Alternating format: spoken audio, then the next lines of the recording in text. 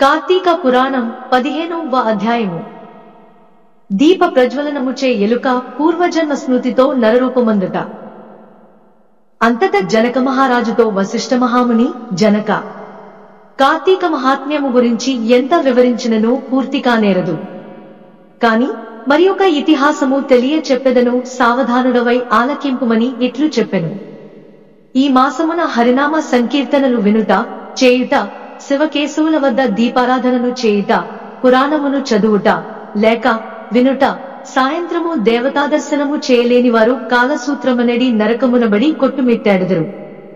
కార్తీక శుద్ధ ద్వాదశి దినమున మనసారా శ్రీహరిని పూజించిన వారికి అక్షయ పుణ్యము కలుగును. శ్రీమన్నారాయణుని గంధపుష్ప అక్షతలతో పూజించి ధూపదీప నైవేద్యములు ఇచ్చిన ఎడల విశేష ఫలము పొందగలరు. ఈ విధముగా నెల రోజులు విడువక చేసిన ఎడల అట్టివారు దేవదుందుగులు మ్రోగుచుండగా విమానమెక్కి వైకుంఠమునకు పోవుదురు.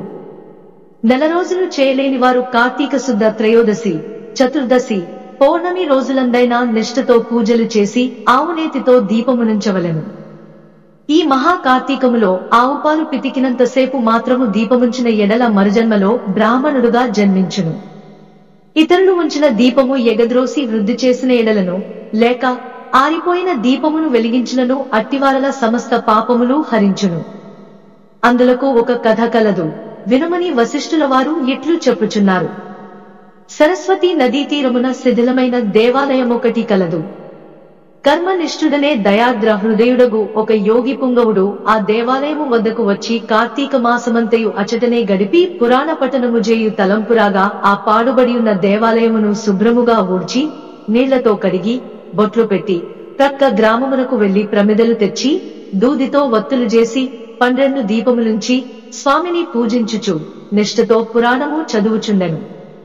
ఈ విధముగా కార్తీక మాసము ప్రారంభము నుండి చేయుచుండెను. ఒక రోజున ఒక మూషికము ఆ దేవాలయములో ప్రవేశించి నలుమూలలు వెదకి తినడానికి ఏమీ దొరకనందున అక్కడ ఆరిపోయి ఉన్న వత్తిని తినవలసినదేనని అనుకుని నోట కరచుకుని ప్రక్కనున్న దీపము వద్ద ఆగెను. నోట కరచియున్న వత్తి చివరకు అగ్ని అంటుకుని ఆరిపోయిన వత్తి కూడా వెలిగి వెలుతురు వచ్చెను. అది కార్తీక మాసం మగుటవలనను శివాలయంలో ఆరిపోయిన వత్తి ఈ ఎలుక వల్ల వెలుగుటచే దాని పాపములు హరించుకుపోయి పుణ్యము కలిగినందున వెంటనే దాని రూపము మారి మానవ రూపములో నిలబడెను. ధ్యాన నిష్ఠలో ఉన్న యోగి పుంగవుడు తన కన్నులను తెరచి చూడగా ప్రక్కనొక మానవుడు నిలబడి యుండుటను గమనించి, ఓయి, నీవెవ్వడవు? ఎందుకిట్లు నిలబడి ఉంటివి అని ప్రశ్నించగా, ఆర్య, నేను మూషికమును. రాత్రి నేను ఆహారమును వెతుకుకొంటూ ఈ దేవాలయంలోనికి ప్రవేశించి ఇక్కడ కూడా ఏమీ దొరకనందున నెయ్యి వాసనలతోనున్న ఆరిపోయిన వత్తిని తినవలనని దానిని నొటకరచి ప్రక్కనున్న దీపంచెంత నిలబడి ఉండగా నా అదృష్టము కొలది ఆ వత్తి వెలుగుటచే నా పాపములు పోయినందున కాబోలు వెంటనే పూర్వజన్మ మెత్తితిని. కాని ఓ మహానుభావ, నేను ఎందుకీ మూషిక జన్మ మెత్తవలసి వచ్చినో దానికి గల కారణమేమిటో విశదీకరింపు మని కోరెను. అంత యోగీశ్వరుడు ఆశ్చర్యపడి తన దివ్యదృష్టిచే సర్వము తెలుసుకుని, ఓయి, క్రిందటి జన్మలో నీవు బ్రాహ్మణుడవు.